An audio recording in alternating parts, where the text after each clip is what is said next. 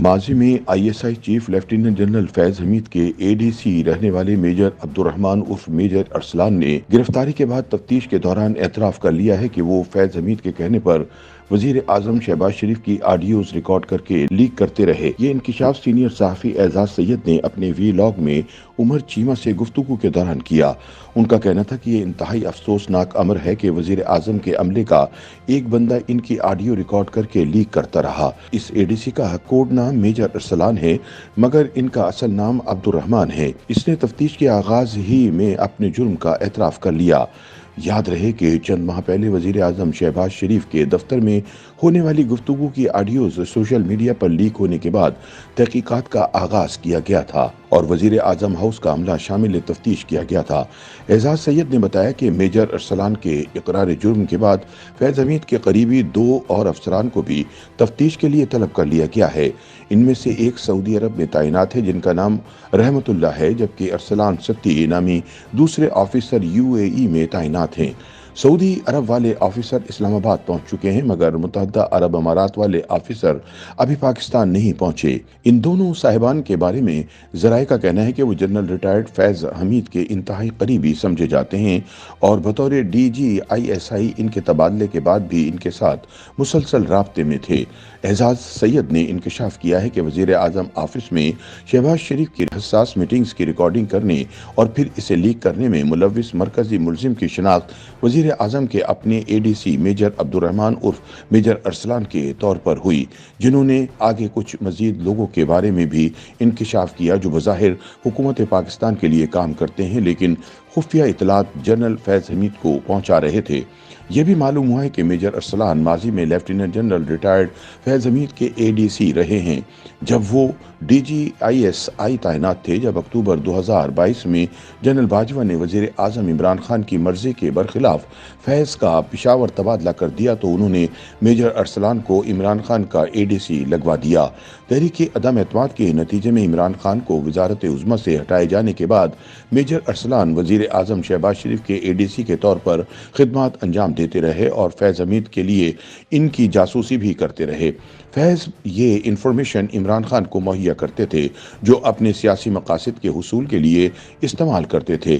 یاد رہے عمران اپنی کئی تقاریر میں یہ دعویٰ کر چکے ہیں کہ اداروں میں ان کے لوگ ابھی بھی موجود ہیں جو انہیں اہم ترین معلومات فراہم کرتے ہیں۔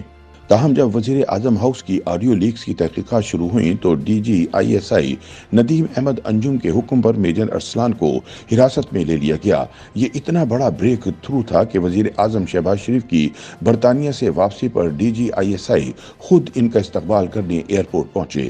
اعزاز سید کے مطابق DG نے ذاتی طور پر وزیر اعظم کو آگاہ کیا کہ ان کی آڈیو لیکس کا ملزم حراست میں لیا جا چکا ہے۔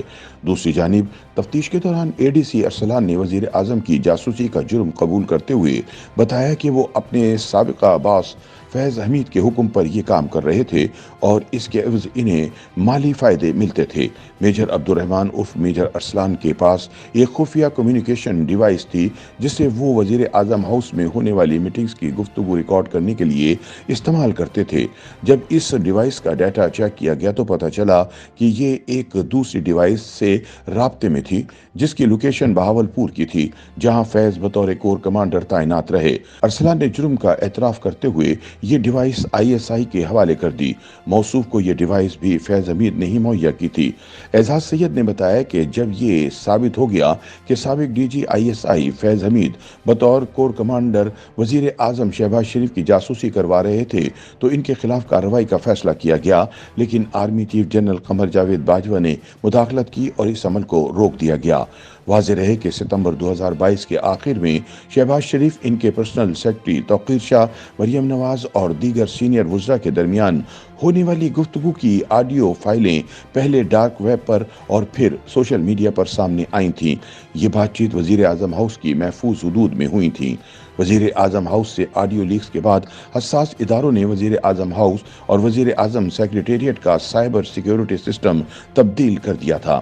سیکیورٹی اداروں کے اہلکاروں نے وزیر اعظم ہاؤس और वजीर आजम सेक्रेटेरिएट में राइज SOPs भी तब्दील कर दिए थे।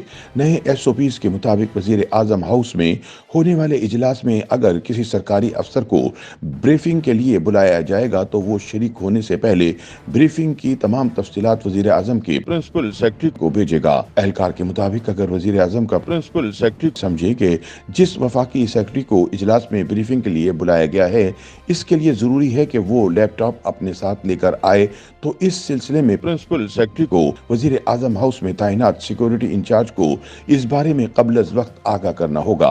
वफाकी सेक्रेटरी लेवल के अफसर को भी अपना मोबाइल और लैपटॉप वजीर आजम हाउस में लेकर जाने की इजाजत नहीं होगी, जबकि इससे पहले ग्रेड 22 के अफसरान को वजीर आजम हाउस में इजलास में शिरकत के लिए जाने के लिए लैपटॉप और सरकारी मोबाइल फोन लेकर जाने पर कोई ममानियत नहीं थी। ग्रेड 20 से नीचे जितने भी सरकारी अफसरान वजीर आजम हाउस जाते थे, इनके जेर इस्तेमाल मोबाइल फोन को वजीर आजम हाउस के मरकजी दरवाजे पर ही रख लिया जाता और वापसी पर इन्हें ये मोबाइल वापस कर दिए जाते। अगर कोई इजलास वजीर आजम की सरबराही में वजीर आजम सेक्रेटेरिएट में होने जा रहा है तो वजीर आजम सेक्रेटेरिएट में होने वाले इजलास के दौरान भी यही SOPs इख्तियार किए जाएंगे।